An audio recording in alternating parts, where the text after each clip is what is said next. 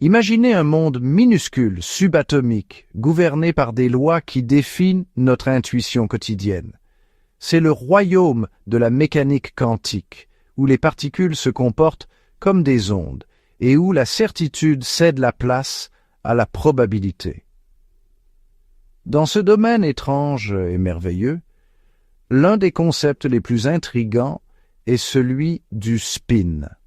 Le spin est une propriété intrinsèque des particules fondamentales, comme une minuscule boussole interne. Cependant, contrairement à nos boussoles familières, qui peuvent pointer dans n'importe quelle direction, le spin quantique est quantifié. Cela signifie qu'il ne peut prendre que des valeurs spécifiques et discrètes. Cette caractéristique apparemment bizarre a de profondes implications pour notre compréhension de l'univers. Elle sous-tend le comportement des atomes, la structure de la matière et même l'évolution des étoiles. Rejoignez-nous pour explorer le monde fascinant du spin quantique en découvrant ses mystères et en nous émerveillant de son impact profond sur notre compréhension du cosmos. Pour naviguer dans le paysage énigmatique du spin quantique, nous avons besoin des bons outils. C'est là qu'interviennent les opérateurs de spin. Ces entités mathématiques nous permettent de sonder et de manipuler le spin des particules, révélant leurs secrets cachés. On peut considérer les opérateurs de spin comme des ensembles d'instructions qui nous indiquent comment le spin d'une particule change lorsqu'il est soumis à des forces externes ou à des mesures. Chaque opérateur de spin correspond à une direction particulière dans l'espace, X, Y ou Z. L'état du spin d'une particule est décrit par un objet mathématique appelé spinner, qui réside dans un espace mathématique spécial appelé espace de Hilbert. Ne laissez pas ces termes techniques vous intimider. Considérez simplement l'espace de Hilbert comme l'arène où le spin quantique joue son drame fascinant. Maintenant, déverrouillons les secrets cachés dans le spin d'une particule. La clé réside dans le concept de valeurs propres. Les valeurs propres sont des valeurs spéciales associées à chaque opérateur de spin. Elles représentent les résultats possibles de la mesure du spin d'une particule le long d'une direction spécifique. Lorsque nous mesurons le spin d'une particule, par exemple le long de l'axe Z, le résultat que nous obtenons sera toujours l'une des valeurs propres de l'opérateur SS.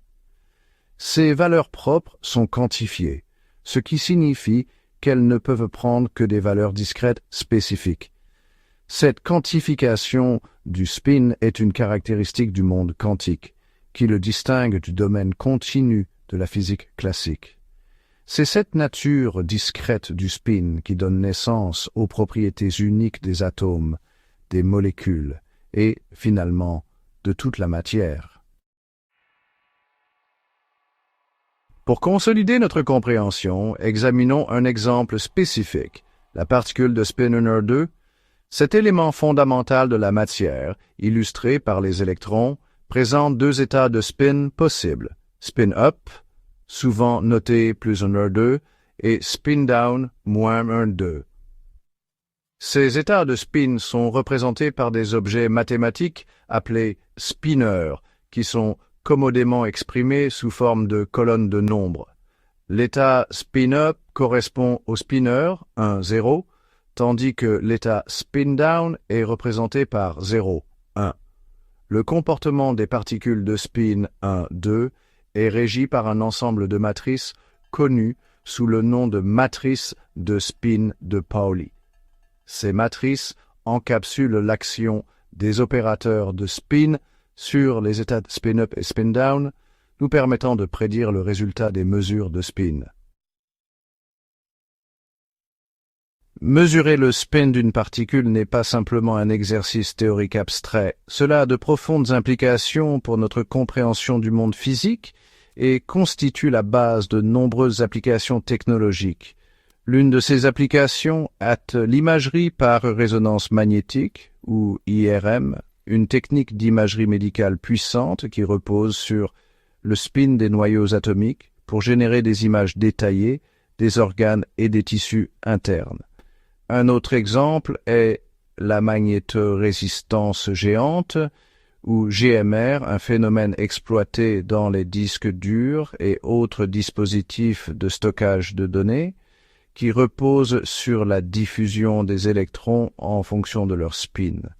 Ces merveilles technologiques soulignent l'impact profond du spin quantique sur notre vie quotidienne, soulignant le lien intime entre la physique fondamentale et la technologie de pointe. Visualiser le monde quantique peut être difficile, car il opère au-delà du domaine de notre expérience quotidienne. Cependant, nous pouvons utiliser des outils utiles pour faciliter notre intuition. L'un de ces outils est la sphère de Bloch, une représentation graphique de l'état d'un système quantique à deux niveaux, tel qu'une particule de spin 1/2. Sur la sphère de Bloch, chaque point de la surface représente un état quantique unique. Les pôles nord et sud correspondent respectivement aux états spin-up et spin-down, tandis que les points de l'équateur représentent des superpositions de ces états. La sphère de Bloch fournit un moyen visuellement intuitif de comprendre des concepts tels que la superposition quantique et l'intrication. Elle nous permet de cartographier l'évolution d'un état de spin lorsqu'il interagit avec son environnement, révélant la danse complexe des probabilités quantiques. L'effet Zeeman, du nom du physicien néerlandais Pieter Zeeman, fournit une démonstration frappante de la réalité du spin et de son interaction avec les champs magnétiques. Ce phénomène implique la séparation des raies spectrales émises par les atomes lorsqu'ils sont soumis à un champ magnétique externe. Lorsqu'un atome est placé dans un champ magnétique, les niveaux d'énergie de ces électrons, qui sont déterminés en partie par leur spin, se décalent légèrement. Ce décalage entraîne la séparation des raies spectrales, un phénomène facilement observable avec des techniques spectroscopiques. L'effet Zeeman a non seulement fourni des preuves expérimentales précoces de l'existence du spin, mais a également fourni un outil puissant pour sonder la structure des atomes et des molécules. Il reste une pierre angulaire de la spectroscopie atomique et moléculaire, largement utilisée dans des domaines allant de l'astrophysique à la science des matériaux. L'importance du spin s'étend bien au-delà du domaine de la physique atomique et moléculaire.